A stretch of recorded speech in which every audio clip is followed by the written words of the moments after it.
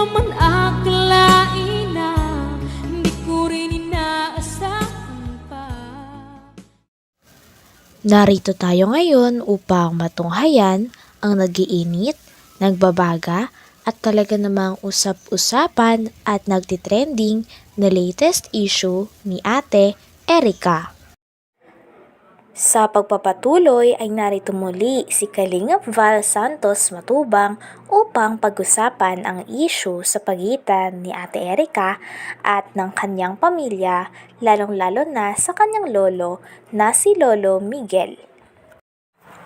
Sinabi nga dito ni Kalingap Val na willing talaga siyang tulungan ang mama ni Ate Erica, si Gina. Sapagkat kamakailan nga ay may nilabas itong statement at sinabi na hindi daw binabayaran ng Kalingap ang anak niya na si Ate Erica. Po, wag nanay, ate.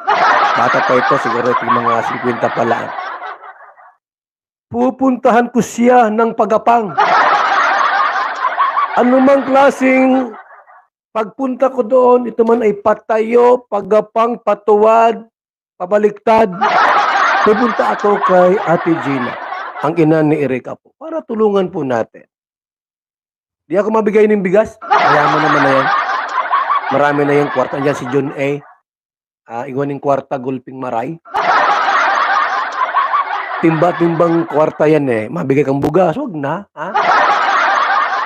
Ang concern ko lang po sa kanila ay matulungan natin. Sapagkat may vlogger daw po na binablog yung anak.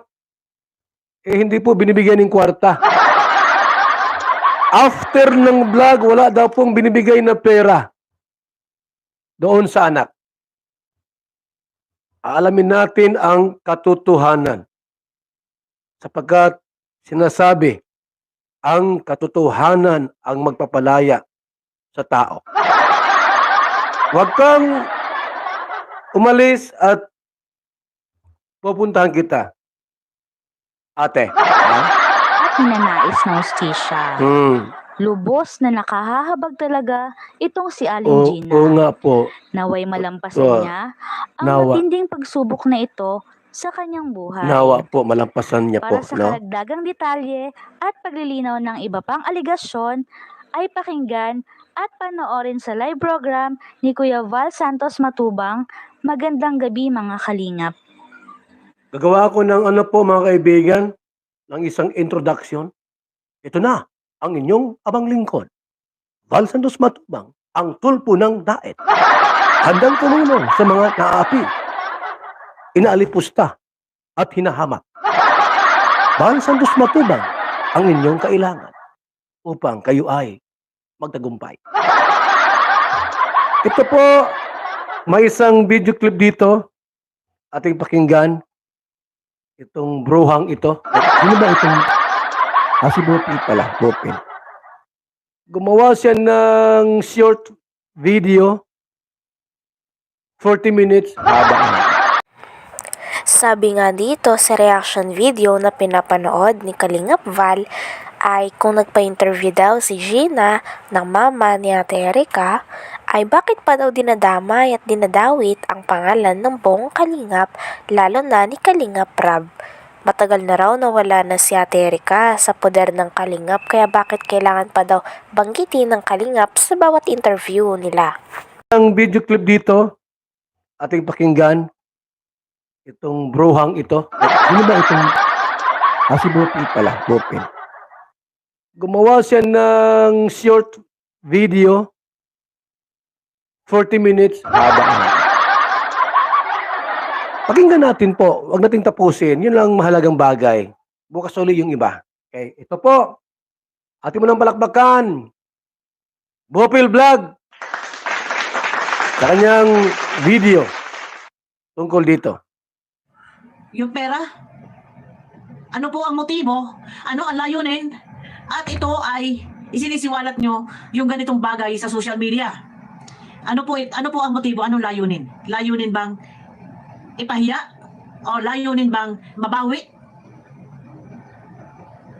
Tanong ko lang po, kung layunin bawiin, pwede naman po siguro wala naman kayong alitan. Samaan ang loob ni Kalingap Rab.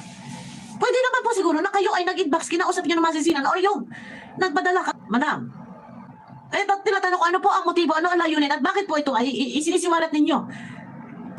Ang motibo ba ay pahiya o motibo ay bawiin ang pera? Shout out. Good morning, good evening at mega love shout out sa inyo lahat, sa lahat ng ating mga minamahal na viewers. Dito guys, maaari niyo po ba ako masamahan hanggang sa matapos ang aking video? At bibigyan lang natin ng linaw itong sinasabi ng mama na Erica, no? At dito, umakyat kayo, nagpa-interview ka kay Joel Salcedo. Bakit nadamay ang Kalingap na sa tagal naman ng panahon na wala na si Erica sa Kalingap? Bakit Kalingap pa rin ang pinag-uusapan? Nananahimik ang Kalingap, si Kalingap Rab, ha? Di ba? Na kung meron man kayong hinahabol or gustong maintindihan kung ano yung inyong ipinaglalaban, maaari namang yan ay kinausap muna si Kalingap Rab bago sabihin dyan sa ibang tao sa channel ng may channel ang kung ano-ano. Sabi pa nga dito sa reaction video na pinapanood ng Kalingap Val na kaya lang naman daw lumantad si Gina na mama ni Ate Erica at ni Sheila May, ito ay dahil nagkagulo na rin daw sa e-lovers na nilipatan ni Ate Erica. Nagkandagulo na rin daw at nag-away-away si Ate Erica at ang e-lovers na pinagpalit niya sa Kalingap. Umalis kasi si Ate Erica sa Kalingap at kalaunan ay nabalitaan na lang ng lahat na nagpapavlog na siya sa e-lovers. Na lang may channel ang kung ano-ano. Pwede naman na kinausap mo muna si Kalingap Rab sa'yo na nanay ni Erica. Ito ay bibigyan ko lang ng sagot. No? At dahil sabi nga ni Kalingap Rab, hindi siya magsasalita patungkol sa mga bagay na yan. Eto na, guys, samahan niyo muna ako ha. At para maintindihan, mahirap yung, ito ay salita ng salita na ang kalaban ay si Tunyakaw. Di ba? Si Tunyakaw yung kalaban mo. Kasagsagang ang issue ay na kay Tunyakaw. Bakit? Sa pagpapa-interview mo, si Kalingap Rab, ha? Sir, gusto ko sabihin po, yung po ay sobrang po niya, sinungaling. Yung wala kong katotohanan, na po yung mga pinagsasabi niya. Ang kanyang sinasabi dito, si Ian Tunyakaw Torres. Ayan, iyan yung issue ngayon eh. Di ba? Sa Kalingap, wala kayong issue. Walang bumabati ko sa inyo. Lumantad ka dahil sa gulo sa pagitan ng e-lovers at ng iyong anak na si Erica at si May. Kaya ka lumantad. At si Ian Tunyakaw nga ang iyong pinangalanan dito. No? Ay bakit nga lahat daw sa Kalingap? Ano ang problema? Ano yung pinaglalaban mo sa Kalingap? Dahil sa pera, di umano, na hindi nyo natanggap?